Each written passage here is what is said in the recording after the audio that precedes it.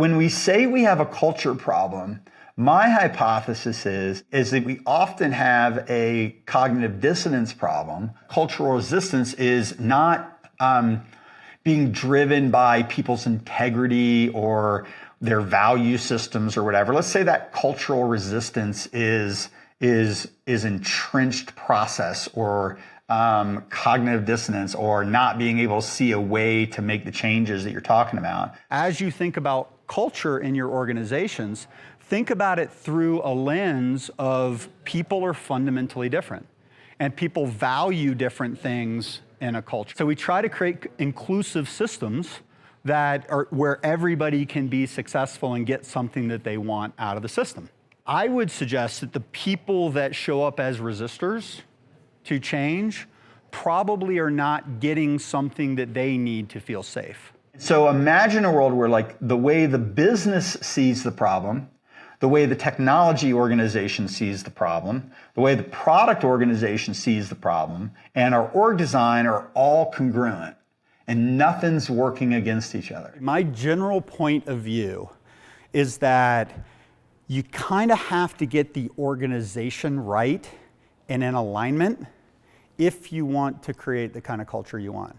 So it's like the fundamental structure, systems, things like that are necessary to create a culture that you want. If you start to think about the system first, you enable the system with solid practices, you design it such that the cultural attributes that you desire across all four of the quadrants can emerge within that framework. We look holistically across all of the different pieces.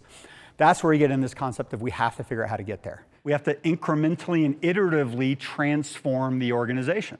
So approaches like go in and train everybody, run them through leadership workshops, while all valuable, I find insufficient as far as change goes. Delivery and delivery teams are only part of what we have to try to figure out how to accomplish. We have to create a home for product management, strategy articulation, budgeting and funding, technology and architecture, compliance and controls. Our talent organizations have to be brought along. Our leadership has to be brought along. It's really hard to go from like where you are today into like a lean startup, totally emergent model over time. So what we first kind of hypothesized was a more iterative approach to transformation. And for us, that meant like, let's get the system predictable. Then we can start figuring out how to reduce batch size and start to deliver more frequently using teaming strategies. Then we start to break dependencies so we can really start to take off, right? Because the more encapsulation, the less orchestration that I have to do. I'm creating more opportunity for those teams to operate autonomously. And then if I can get the teams broken up, then I can start to think about team-based funding.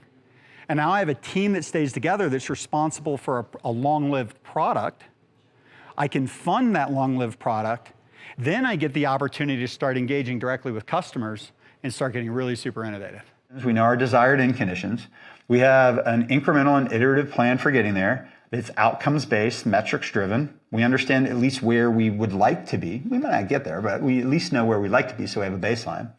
And then we actually start making those changes, right? And then as we systematically make the changes and we start to adopt more of the agile practices, is that over time, the cognitive dissonance begins to lift.